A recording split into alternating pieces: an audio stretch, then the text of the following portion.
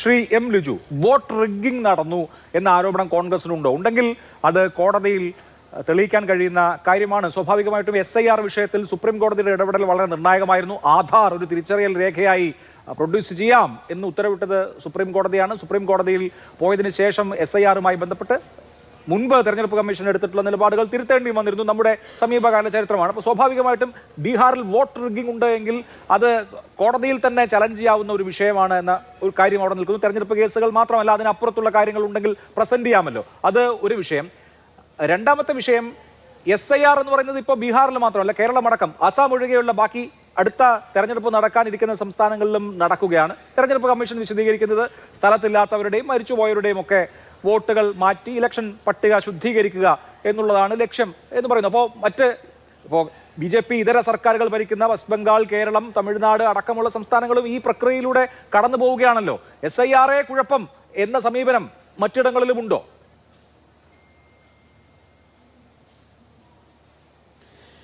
ഒന്ന്, ഈ special revision എല്ലാ കാലഘട്ടത്തിലും ഇലക്ഷൻ കമ്മീഷൻ നടത്തുന്നതാണ്. അതായത് BLOമാരും മറ്റ് തെരഞ്ഞെടുപ്പ് ഉദ്യോഗസ്ഥരുമൊക്കെ ഉപയോഗപ്പെടുത്തിക്കൊണ്ട് വോട്ടർ പട്ടികയിൽ നിന്നും മരിച്ചവരെയും സ്ഥലത്തില്ലാത്തവരെയൊക്കെ നീക്കം ചെയ്യുന്നത് സ്പെഷ്യൽ റിവിഷൻ പ്രക്രിയ എപ്പോഴും നടക്കുന്നതാണല്ലോ.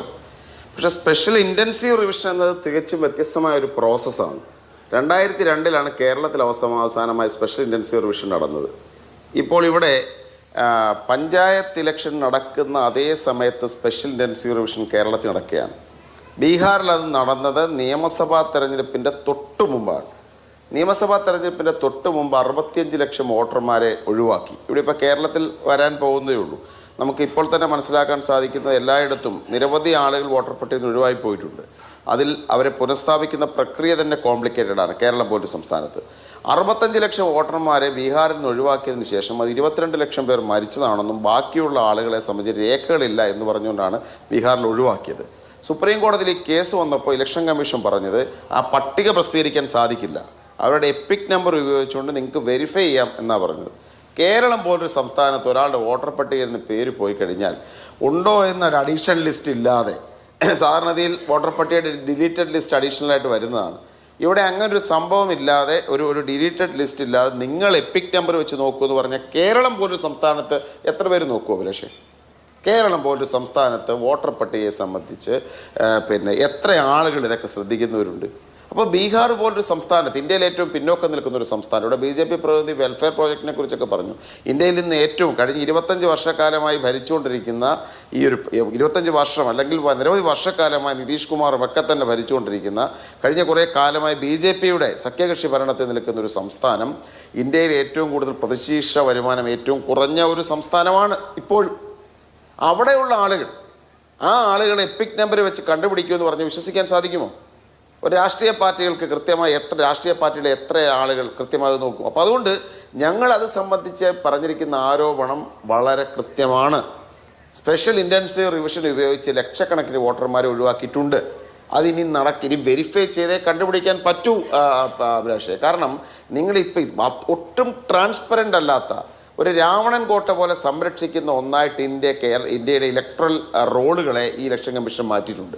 ഒരു ഡിജിറ്റൽ വോട്ടർ പട്ടിക ലഭ്യമല്ല, ഫിസിക്കലായി തന്നെ വെരിഫൈ ചെയ്യേണ്ടി വരും. അപ്പോൾ സ്വാഭാവികമായും എന്തുകൊണ്ട് നിങ്ങൾ ചോദിച്ചു, ഒരു വർഷം കഴിഞ്ഞാണോ മഹാരാഷ്ട്ര വന്നത്, ഒരു വർഷം കഴിഞ്ഞാണോ കർണാടക വന്നത്, ഇത്രയും നാൾ കഴിഞ്ഞിട്ടാണോ ഹരിയാന വന്നത്? ഇതല്ലാതെ വേറെ മാർഗമില്ല, വെരിഫൈ ചെയ്യാനല്ലാതെ ഒരു മാർഗമില്ല. ബീഹാറിനെ സംബന്ധിച്ച് അത്രയൊരു സ്ക്രൂട്ടണി നടക്കും. എനിക്ക് ഈ കാര്യത്തിൽ വ്യക്തമാക്കാനുള്ളൊരു കാര്യം, സ്പെഷ്യൽ ഇൻറ്റൻസീവ് റിവിഷൻ ഈ ഭീമമായ ഒരു ലാൻഡ് സ്ലൈഡ് വിക്ടറി BJPക്ക് നൽകുന്നതിൽ നിർണായകമായ പങ്ക് വഹിച്ചിട്ടുണ്ടെന്ന കാര്യം സംശയമൊന്നും തന്നെ വേണ്ട. 2, നേരത്തെ പറഞ്ഞ മഹിളാ റോസ്ഗാർ യോജന തെരഞ്ഞെടുപ്പ് നടന്നുകൊണ്ടിരിക്കുക. പക്ഷേ ഒരു പേപ്പർ ഫില്ല് ചെയ്ത് കൊടുത്ത തെരഞ്ഞെടുപ്പ് സമയത്ത് 10,000 രൂപ കിട്ടുവാണ്. നിങ്ങൾ ചിന്തിക്കണം, പ്രതിശീർഷ വരുമാനം 5,600 രൂപ, ഒരു മാസത്തിൽ 5,600 രൂപ മാത്രം ഏറ്റവും വലിയൊരു വരുമാനം, 5,000 രൂപ ഏറ്റവും വലിയൊരു വരുമാനമായി കരുതുന്ന ഒരു സംസ്ഥാനത്ത് വോട്ടിംഗ് നടക്കുന്നതിൻ്റെ തലേ ദിവസം ഒരു സ്ത്രീക്ക്, ഒരു 1.25 കോടി കുടുംബങ്ങൾക്ക് 10,000 രൂപ കൈ കൊടുക്കുകയാണ്. അത് തെരഞ്ഞെടുപ്പ് ഫലത്തെ സ്വാധീനിക്കില്ലേ? ഇനി അങ്ങനെ ഒരു ലെവൽ പ്ലേയിങ് ഗ്രൗണ്ട് എന്നൊരു സംഭവമില്ലേ? അതിനല്ലേ ഇലക്ഷൻ കമ്മീഷൻ, ഇന്ത്യൻ ഇലക്ഷൻ സിസ്റ്റത്തിൻ്റെ റഫറിയല്ലേ ഇലക്ഷൻ കമ്മീഷൻ? പരാതി കൊടുത്തിട്ട് എന്തെങ്കിലും നടപടിയുണ്ടോ? എന്തെങ്കിലും ഒരു കാര്യത്തിൽ ഇടപെടുമോ? കോടതികൾ ചെന്നെന്താ സ്ഥിതി? ഇലക്ഷൻ പ്രോസസ്സ് ആരംഭിച്ചു കഴിഞ്ഞു, ഇലക്ഷൻ കമ്മീഷനാണ് അത് തീരുമാനമെടുക്കേണ്ടത്. ഇതല്ലേ ഇന്ത്യൻ കോടതികൾ ചെയ്തുകൊണ്ടിരിക്കുന്നത്? ഇന്ത്യൻ ജുഡീഷ്യറിയുടെ തന്നെ പല വിധികളെ സംബന്ധിച്ച് നമുക്കിപ്പോൾ അറിയാവുന്ന കാര്യങ്ങളല്ലേ.